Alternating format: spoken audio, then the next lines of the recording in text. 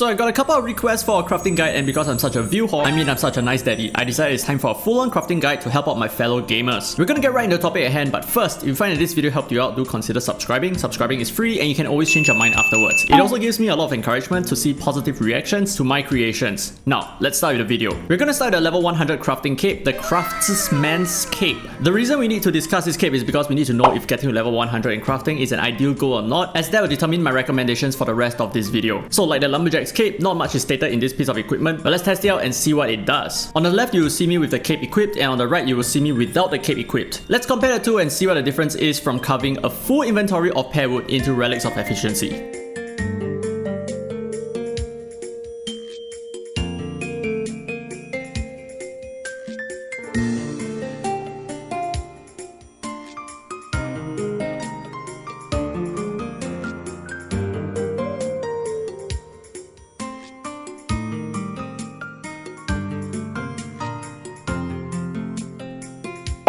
So as you can see, we finished the task slightly faster with the cape equipped, so this means the cape actually reduces the crafting time by 5%. It doesn't seem like much, right? So is it worth it to push for crafting level 100 in order to craft faster?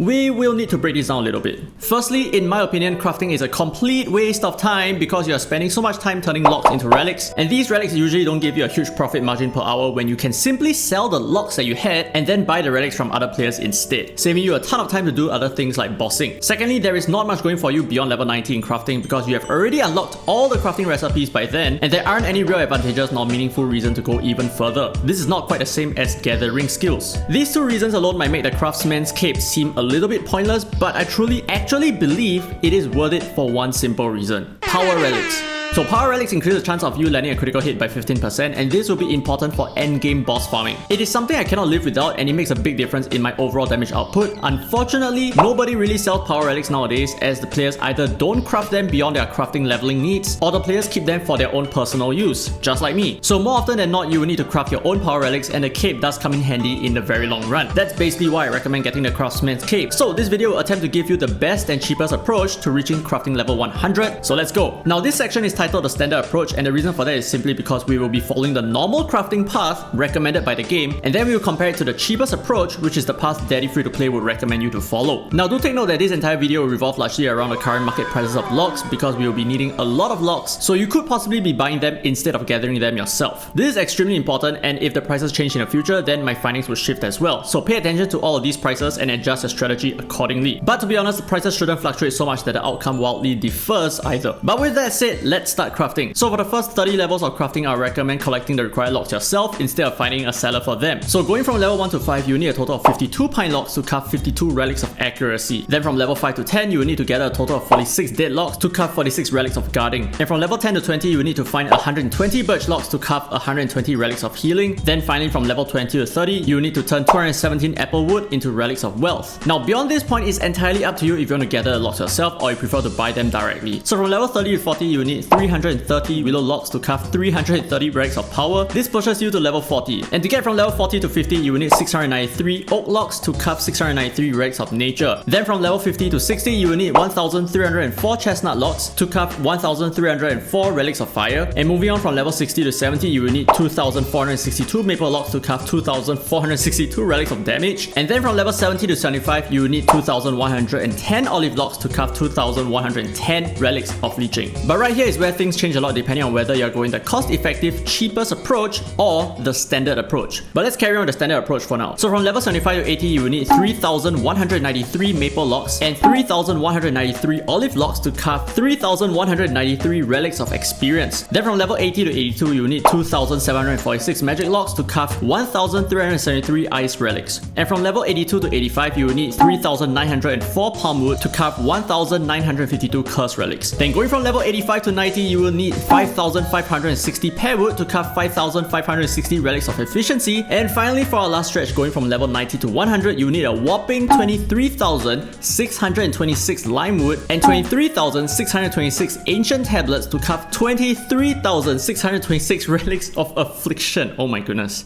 And now you are done, congrats! But also exceedingly stupid, but you already knew that. So let's talk about the better daddy free-to-play approach. Now in this approach, you should still follow the standard approach until you reach level 75 in crafting. We will not be covering relics of experience because it is extremely expensive for requiring both maple and olive logs. Instead, you should continue carving relics of leeching all the way to level 80, and this will require another 4,219 olive logs. Then here's a massive difference to the standard approach. We will only focus on one type of relic going from level 80 all the way to level 100. So for that to happen, we will need 128,874 magic logs to carve 64,437 ice relics. This is by far the most cost-effective approach of getting materials to raising your crafting level. But this will also require you to carve 35,000 more relics than the standard approach. Now let's try to understand the cost difference between the standard approach to the cheapest approach so that you can make your own sound judgment. We have the standard approach on the left and the cheapest approach on the right, and both brings your crafting to level 100. The total cost of materials on the standard approach is 445 million gold, whereas the total cost of materials on the cheapest approach is 403 million gold, which means you save over 10% or 40 million gold. Not only is the cheapest approach literally the cheapest way to raise your crafting, it also gives you the most gold returns from selling the relics you have crafted this way. So for example, the 64,000 ice relics you will eventually own from the cheapest approach will pay for your own tailoring requirements, which is only 16.4 thousand ice relics, and you can get more information from my tailoring guide linked above. This means you can sell the remaining 47.6 thousand ice relics you have for a return of 357 million gold, almost paying for your entire crafting cost. But with that aside, should you wish to pursue level 120 in crafting, it will make sense to do this carving ice relics. So getting from level 100 to 120 will require to obtain 2,061,890 magic logs to carve 1,030,945 ice relics. This is an additional cost of a massive 4.5 billion gold on the magic logs alone, but the ice relics you craft this way will return you over 7.7 billion gold for an overall profit of 3.2 billion gold. So this process is technically a way to earn gold as well. Now that's it for this video. Hope you guys enjoyed it. If you did, don't forget to thumbs up. It really helps the channel, and subscribe for more Curse of Aros content. Now with that said, this has been Daddy Free to Play, and as always, I will see you